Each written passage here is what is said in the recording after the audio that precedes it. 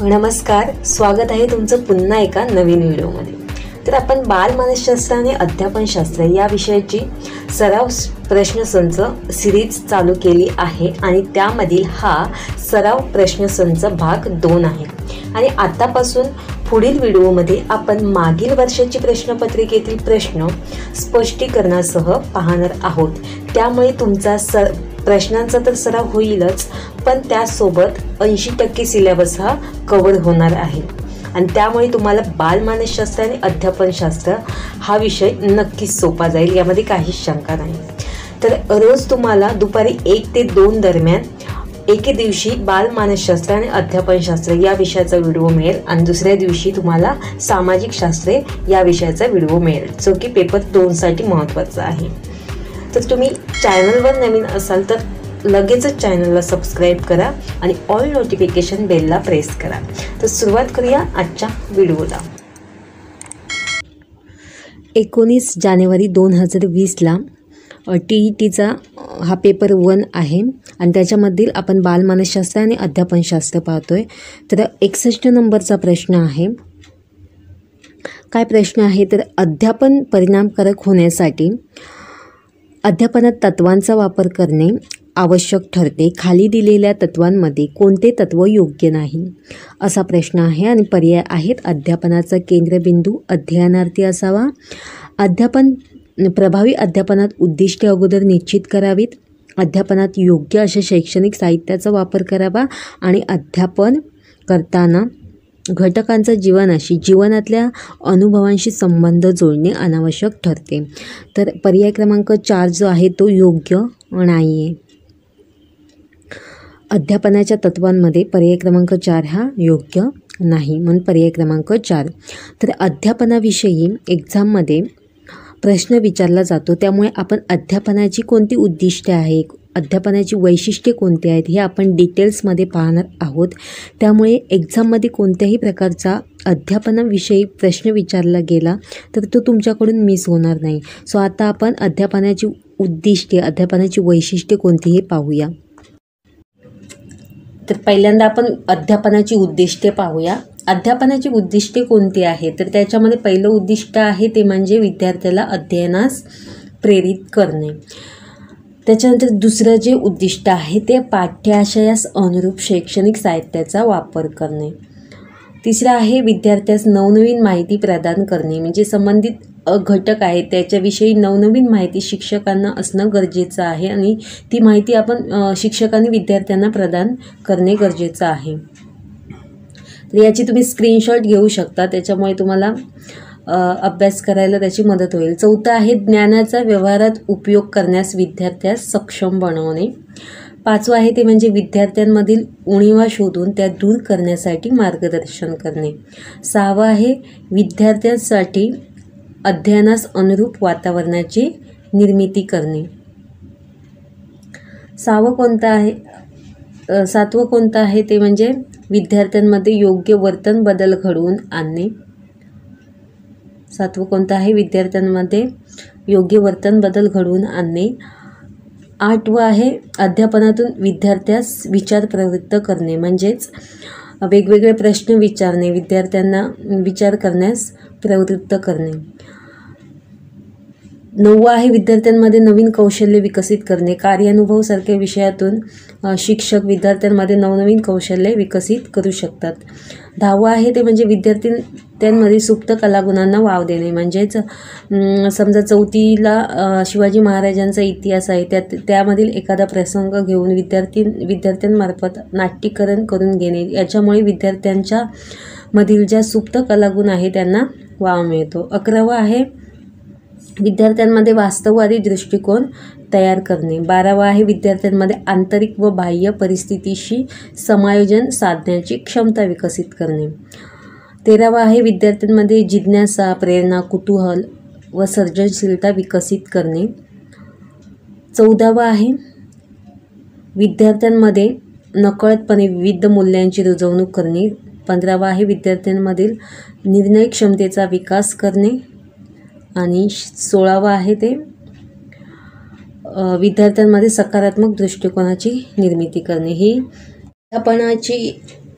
अध्यापनाची वैशिष्ट्ये कोणती आहेत ते आता आपण पाहूया. तर अध्ययन आणि अध्यापन या ज्या दोन क्रिया आहेत त्या परस्परावलंबी आहेत आणि चांगल्या अध्यापनाचा परिणाम काय, तर प्रभावी अध्ययन घडून येते. तर त्याची आता वैशिष्ट्ये काय आहेत ते आपण पाहूया. तर पहिलं जे वैशिष्ट्य आहे ते विद्यार्थ्यांमध्ये प्रेरणा जागृत करून अध्यापन केले पाहिजे. त्याच्यानंतर दुसरं कोणतं आहे ते म्हणजे विद्यार्थ्यांचा अध्यापनात सक्रिय सहभाग घेतला पाहिजे. काय आहे दुसरं, तर विद्यार्थ्यांचा अध्यापनात सक्रिय सहभाग घेतला पाहिजे. जॉन डुई या शिक्षण तज्ज्ञाने लर्निंग बाय डुईंग या तत्वाला अधिक महत्त्व दिले आहे. तिसरं कोणतं आहे, तर पाठ्याशयाचे स्वरूप काय आहे, शैक्षणिक उद्दिष्टे काय आहे हे लक्षात घेऊन अध्यापन करावे. चौथं आहे विद्यार्थ्यांची बुद्धिमत्ता, विद्यार्थ्यांची अभिवृत्ती व शारीरिक क्षमता इत्यादी व्यक्तिगत भेद जाणून शिक्षकाने अध्यापन केले पाहिजे. म्हणजेच प्रत्येक विद्यार्थी हा एका विद्यार्थ्यापासून वेगवेगळा असतो. म्हणजेच काय, तर प्रत्येकाची बुद्धिमत्ता ही वेगवेगळी असते. या सगळ्या गोष्टी लक्षात घेऊन शिक्षकाने अध्यापन केले पाहिजे. पाचवं आहे पाठ्याशयाशी सुसंगत परिणामकारक शैक्षणिक साहित्याचा अध्यापनात वापर करावा. सहावं आहे ते म्हणजे अध्यापनातून जीवनाशी संबंध जोडला जावा. सातवं आहे ते म्हणजे अध्यापन करताना एका विषयाचा दुसऱ्या विषयाशी समवाय साधावा. त्यामुळे विद्यार्थ्यांना ज्ञानाचे एकात्म स्वरूप जाणवते. आठवं आहे विद्यार्थ्यांच्या व्यक्तिमत्वाचा अध्यापनातून आदर करावा, त्यास कोणत्याही प्रकारे कमी लेखू नये. नववं आहे विद्यार्थ्याला स्वतःहून अध्यापनात सहभागी व्हावेसे वाटेल असे अध्यापन करावे. 10वं आहे विद्यार्थ्यांच्या समस्या जाणून अध्यापन करावे. 11वं आहे विद्यार्थ्याला अध्यापनातून प्रोत्साहन द्यावे. 12वं आहे अध्यापनास अनुरूप अशी प्रभावी प्रस्तावना करावी. 13वं आहे अध्यापनात गरजेनुसार चेतक बदल, स्पष्टीकरण, प्रश्न, कथन कौशल्यांचा शिक्षकाने वापर करावा. म्हणजेच विद्यार्थ्यांना समजतं की नाही हे पाहण्यासाठी शिक्षकाने प्रश्न विचारावे अधूनमधून, कथन कौशल्याचा वापर करावा. 14वं काय आहे ते अध्यापन करणारे शिक्षकाने नेहमी अध्ययनार्थी राहावे. म्हणजे विद्यार्थ्यांना कोणत्या प्रकारे समजेल हे जाणून शिक्षकाने अध्यापन करावे. 15वं काय आहे अध्यापनात सर्व विद्यार्थ्यांना लोकशाही व समान वागणूक द्यावी. कोणता एखादा विद्यार्थी हुशार आहे म्हणून त्याचेच जास्त लाड करावे अशा प्रकारचं वर्तन शिक्षकाने करू नये. तर अध्यापनात सर्व विद्यार्थ्यांना लोकशाही व समान वागणूक द्यावी. 16वं आहे अध्यापनातून विद्यार्थ्यांमध्ये संशोधन वृत्ती जागृत केली जावी. 17वं आहे अध्यापन करताना विद्यार्थ्यांनी सुचवलेल्या विविध कल्पनांचा स्वीकार करावा. 18वं आहे अध्यापन करताना विद्यार्थ्याविषयी आस्था, प्रेम, जिव्हाळा ठेवावा. 19वं आहे अध्यापन करताना योग्य वर्ग नियंत्रण ठेवावे. आणि 20 नंबरचं आहे ते म्हणजे अध्यापन नियोजनपूर्वक करावे. अध्यापन करताना आपल्याला नियोजन करावं लागतं, पाठाचं नियोजन करावं लागतं. तशा प्रकारे विद्यार्थ्यांना अध्यापकाने नियोजनपूर्वक अध्यापन करणे गरजेचं आहे. तर ही होती अध्यापनाची वैशिष्ट्ये आणि काही उद्दिष्टे आपण पाहिले. आता आपण पुढचा प्रश्न पाहूया.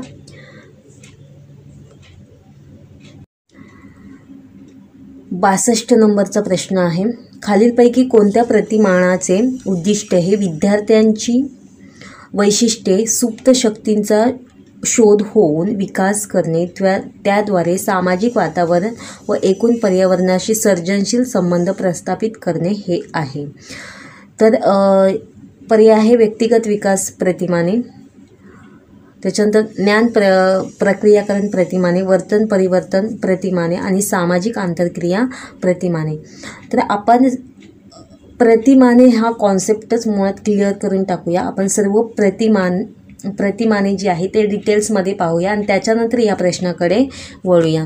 तर आपण प्रतिमाने कोणकोणती आहेत आणि ते डिटेल्समध्ये आता पाहणार आहोत. अध्यापन प्रतिमाने म्हणजे काय ते प्रथम आपण पाहूया. वर्गामध्ये अध्यापनासाठी मार्गदर्शन करू शकणाऱ्या आकृतिबद्ध आणि आराखडा विद्यार्थी शिक्षक यांनी परस्पर सहकार्याने विविध शैक्षणिक मार्ग, कृती, पद्धती इत्यादींचा वापर करून तयार करणे म्हणजे अध्यापन प्रतिमाने होय. अध्यापनामध्ये या मार्गाचा अवलंब केल्याने वर्गातील विद्यार्थ्यांच्या अध्ययनाला पूरक वातावरणाची निर्मिती होऊ शकते.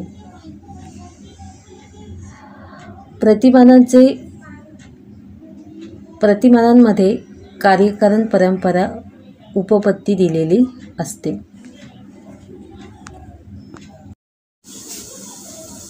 प्रतिमानांचे वर्गीकरण अध्यापन प्रतिमानांचे वर्गीकरण एकूण 4 कुलांत केले जाते. पहिलं आहे ते म्हणजे ज्ञान प्रक्रिया प्रतिमान.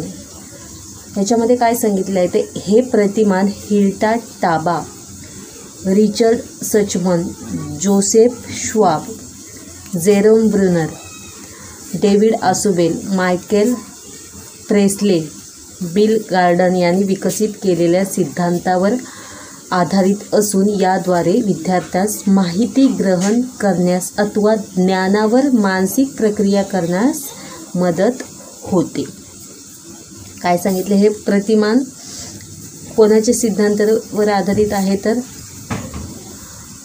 Hilda Taba, Richard Suchman, Joseph Schwab, Jerome Bruner, David Ausubel, Michael Pressley, Bill Gordon यांनी विकसित केलेल्या सिद्धांतावर आधारित आहे आणि त्याद्वारे विद्यार्थ्यास माहिती ग्रहण करण्यास अथवा ज्ञानावर मानसिक प्रक्रिया करण्यास मदत होते.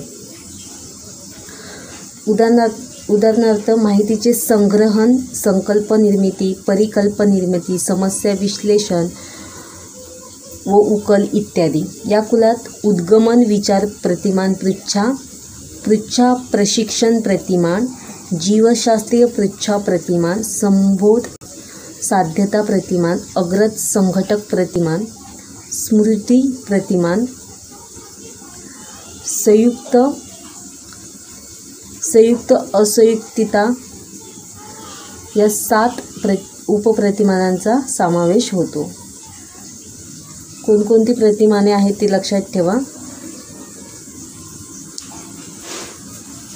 उद्गमन विचार प्रतिमान, पृच्छा प्रशिक्षण प्रतिमान, जीवशास्त्रीय पृच्छा प्रतिमान, संबोध साध्यता प्रतिमान, अग्रज संघटक प्रतिमान आणि स्मृती प्रतिमान. अशा प्रकारे संयुक्त असंयुक्तिकता या 7 उपप्रतिमानांचा समावेश होतो. व्यक्तिगत विकास प्रतिमाने ही प्रतिमाने व्यक्तिविशेष वैविध्य, गरजा आणि क्षमता या गोष्टींशी निगडीत असतात. म्हणजे व्यक्तीमधील जे सुप्त गुण आहेत त्या सुप्त गुणांचा शोध घेऊन त्याद्वारे सामाजिक वातावरण आणि एकूण पर्यावरणाशी संबंध प्रस्थापित करण्यासाठी ही मदत करतात. त्याच्यानंतर व्यक्तिमत्वाचा विकास हे त्याचे प्रमुख ध्येय असते. व्यक्तीच्या भावविश्वाशी ही प्रतिमाने संबंधित असून ती व्यक्तीला सभोवतालच्या नैसर्गिक आणि सामाजिक पर्यावरणाशी निर्मितीक्षम संबंध प्रस्थापित करण्यास मदत करतात. तर या कुलात कार्ल राजर्स यांच्या सिद्धांतावर आधारित अनिर्देशित अध्यापन प्रतिमानाचा समावेश होतो. खूप महत्त्वाचं प्रतिमान आहे आणि परीक्षेत हेच विचारलं गेलं आहे मागच्या. तर आता ही प्रतिमाने आहेत त्यांचे तुम्ही स्क्रीनशॉट घेऊन तुम्ही ती प्रतिमाने पाठ करू शकता किंवा लक्षात ठेवू शकता. तर पुढचं आपण प्रतिमान पाहूया. सामाजिक विकास प्रतिमाने. या प्रतिमानात व्यक्ती व समाजातील परस्पर संबंधावर भर दिला जातो. इतरांशी योग्य संबंध ठेवण्याचा, व्यक्तीतील क्षमतेचा विकास करण्यासाठी या प्रतिमानाचा उपयोग करतात. अशा संबंधातून समाजाबरोबरच मनाचा व व्यक्तीचा विकास व्हावा असे त्याचे प्रमुख ध्येय आहे. हे प्रतिमान Herbert Thelen David Johnson, Byron Massialas, Benjamin Cox, Donald Oliver, George Shaftel, Fannie Raftel इत्यादी तज्ज्ञांच्या सिद्धांतावर आधारित असून समूह अन्वेषण प्रतिमान, सकारात्मक परस्परावलंबित व सामाजिक पृच्छा प्रतिमान, न्यायतत्वशास्त्रीय प्रतिमान, भूमिका पालन प्रतिमान या 5 उपप्रतिमानांचा यात समावेश होतो. पुढील जे प्रतिमान आहे ते म्हणजे वर्तन परिवर्तन प्रतिमाने. वर्तन परिवर्तन प्रतिमाने बाह्य वर्तनातील प्रत्यक्ष बदल हे वर्तन परिवर्तन प्रतिमानाचे ध्येय आहे. कौशल्याचे प्रशिक्षण, वर्तनातील सुधारणा, निर्धारित कार्यक्षमता साध्य करणे इत्यादीसाठी या प्रतिमानांचा उपयोग करतात.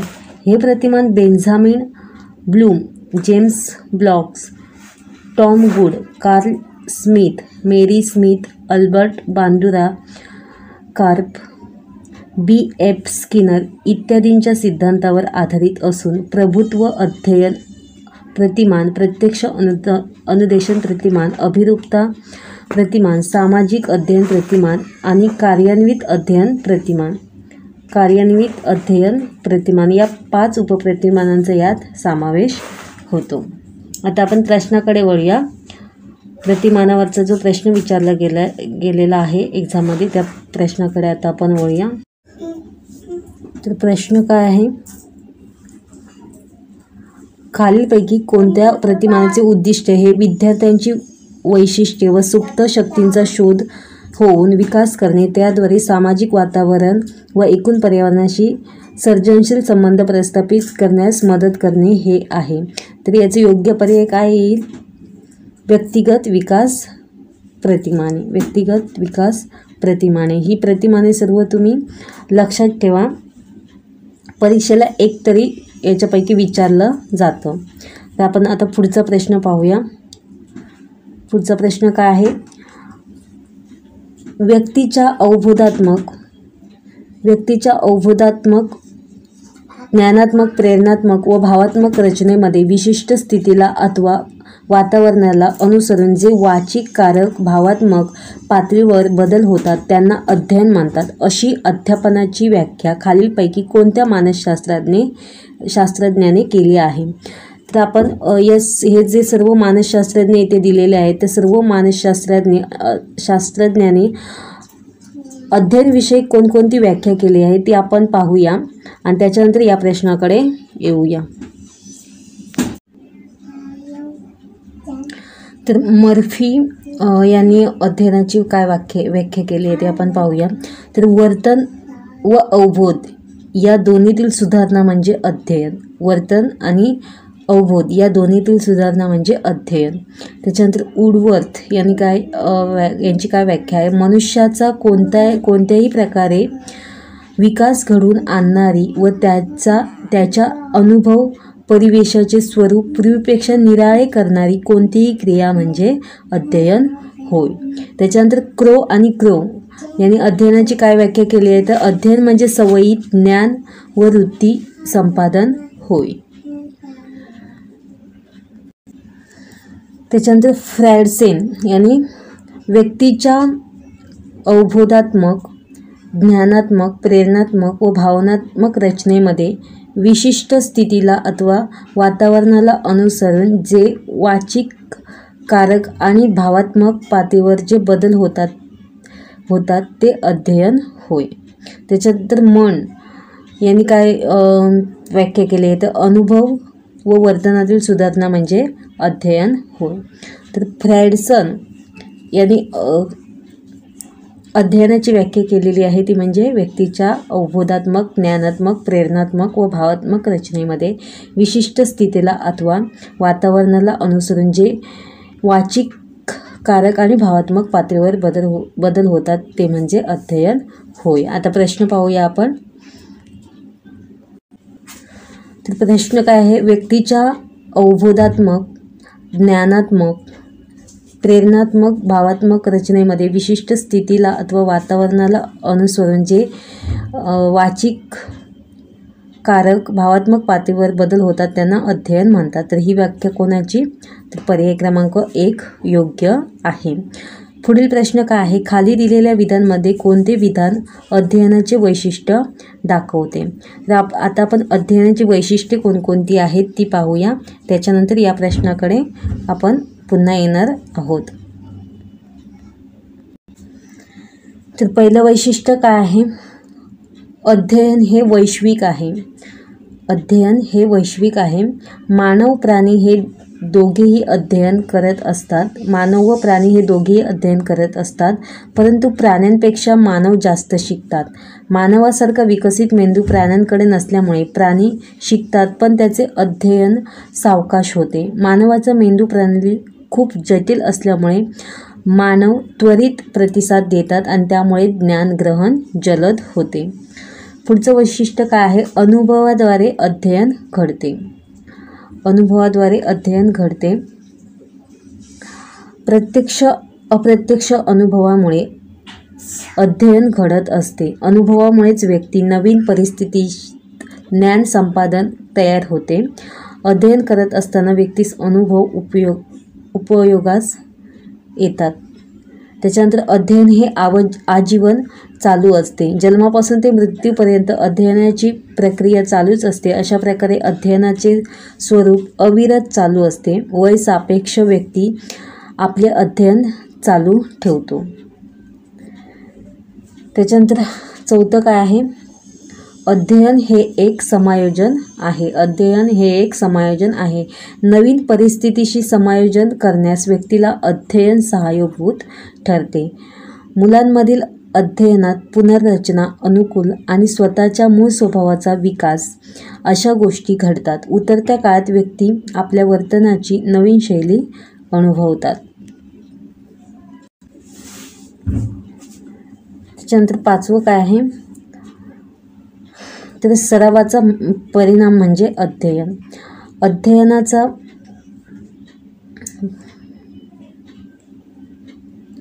अध्ययनाचा पाया म्हणजे उजळणी व सराव होय. जेव्हा विद्यार्थी अर्थपूर्ण सराव व उजळणी करतात तेव्हा ती माहिती विद्यार्थ्यांच्या जास्तीत जास्त काळ स्मरणात राहते व विद्यार्थी उत्तमरित्या शिकत असतात. म्हणजे सराव नसला तर ती अध्ययन हे विस्मरणात जाते. त्याच्यानंतर सहावं काय आहे वैशिष्ट्य, तर अध्ययन हा स्थिररित्या कायमचा बदल होय. अध्ययन म्हणजे व्यक्तीच्या वर्तनात होणारा कायमस्वरूपी स्थिर सकारात्मक बदल होय. वर्तनात झालेला बदल अनेक वर्षानंतर सुद्धा लक्षात राहतो. उदाहरणार्थ, जर तुम्ही अनेक वर्षात सायकल चालवली नसेल तरी थोड्या मिनिटाच्या सरावाने तुम्हाला ते कौशल्य प्राप्त होऊ शकते. त्याच्यानंतर अध्ययन म्हणजे विकास होय. अध्ययन म्हणजे विकास होय. बालकाचा सर्वांगीण विकास हा परिणाम अध्ययनाद्वारे दिसायलाच हवा. एखाद्या अपरिपक्व मुलाचे परिपक्व मुलात परिवर्तन झाल्यास अध्ययन झाले असे म्हणता येईल. त्याच्यानंतर अध्ययन सक्रिय असते. आठवं काय आहे, अध्ययन सक्रिय असते. अध्ययन प्रक्रियेत सक्रियरित्या गुंतले असता अध्ययन चांगल्या प्रकारे होऊ शकते. अशा प्रकारच्या विद्यार्थ्यांचा सक्रिय सहभाग हा अध्ययनात अत्यंत महत्त्वाचा असतो. नववं काय आहे, अध्ययन संक्रमणशील असते. एका क्षेत्रात झालेले अध्ययन दुसऱ्या क्षेत्रात संक्रमित होते. जेव्हा कार्य, आशय किंवा पद्धतीत सारखेपणा असतो तेव्हा संक्रमण घडते. परिस्थितीनुसार संक्रमण कमी अधिक होते. त्याच्यानंतर 10वं काय आहे, अध्ययन गरजांवर आधारित असते. मानवी अध्ययन बरेचसे गरजांवर आधारित असते. वैयक्तिक, व्यक्तिगत आणि सामाजिक गरजांमुळे अध्ययन इच्छा होते. गरजेच्या तीव्रतेवर अध्ययनातील जलदता व संथपणा हा अवलंबून असतो. तर ही एकूण 10 वैशिष्ट्ये अध्ययनाची आहेत. प्रश्न काय आहे, खाली दिलेल्या विधानांमध्ये अध्ययनाचे वैशिष्ट्य कोणते? खाली दिलेल्या विधानामध्ये कोणते विधान अध्ययनाचे वैशिष्ट्य दाखवते? तर कोणते विधान दाखवते? तर पहिलं काय आहे, सर्व प्राण्यांचे अध्ययन सारखे असते. तर हे चुकीचं आहे. अध्ययन दीर्घकाळ सराव केला नाही तरी त्याचे स्मरण राहते. हे पण चुकीचं आहे. म्हणजे अध्ययन लक्षात राहण्यासाठी सराव आवश्यक आहे. अध्ययनामुळे आकलन होते. आकलन झालं तरच अध्ययन झाले असे म्हणतात. आणि चौथं काय आहे, अध्ययन ही जलद घडणारी प्रक्रिया आहे. तर तिसरा पर्याय आहे तो अध्ययनाचे वैशिष्ट्य दाखवते. म्हणून पर्याय क्रमांक 3 अध्ययनामुळे आकलन होते. 65 नंबरचा प्रश्न आहे, खाली दिलेल्या अध्ययन विषयीच्या विधानांमध्ये कोणते विधान अयोग्य आहे? पर्याय क्रमांक 1 आहे, अध्ययनाने वर्तनात टिकाऊ स्वरूपाचे बदल होणे अपेक्षित आहे. 2 नैसर्गिकरित्या होणाऱ्या बदलांना देखील अध्ययन म्हणता येते. 3 अध्ययन हे जाणीवपूर्वक घडवून आणावे लागते. आणि 4 अनुभवातून संभवणाऱ्या वर्तनातील बदलास अध्ययन म्हणता येते. तर याचे योग्य पर्याय आहे पर्याय क्रमांक 2 नैसर्गिकरित्या होणाऱ्या बदलांना देखील अध्ययन म्हणता येते. पुढील प्रश्न आहे, मनावर दडपण येऊन त्याचा अध्ययनावर प्रतिकूल परिणाम होण्याची शक्यता असते, म्हणून शिक्षकांनी खालीलपैकी कोणती बाब टाकून अध्यापन करावे? पर्याय 1 आहे, कठीण विषय सोपा करून सांगावा. विद्यार्थ्यांना अपयश पचविण्यास शिकवावे. 3 आहे, विद्यार्थ्यांच्या समस्या समजून घ्याव्यात. आणि 4 आहे, विद्यार्थ्यांशी जेवढ्यास तेवढे वागणे. तर योग्य पर्याय आहे पर्याय क्रमांक 4 विद्यार्थ्यांशी जेवढ्यास तेवढे वागावे. तर हे होते काही आजचे प्रश्न आणि त्याची स्पष्टीकरणे. तर आजचा व्हिडिओ तुम्हाला कसा वाटला हे मला कमेंट बॉक्समध्ये नक्की सांगा. आणि व्हिडिओ आवडल्यास व्हिडिओला लाईक करा, आपले चॅनल सबस्क्राईब करा आणि शेअर करा. भेटूया पुढच्या व्हिडिओमध्ये.